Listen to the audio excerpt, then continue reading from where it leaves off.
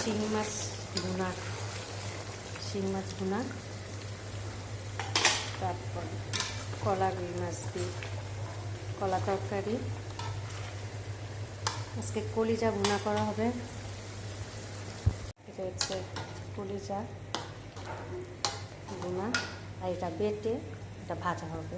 শাক, কচু শাক ডিপে ছিল, এটা বেটে তারপর ভাজা হবে।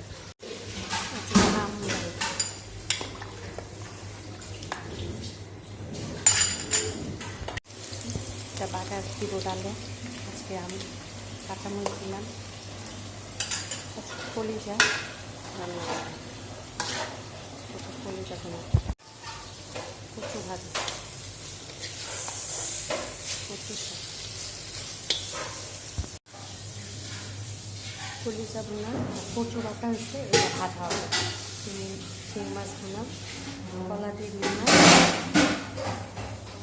তারপর এটা আমডাল।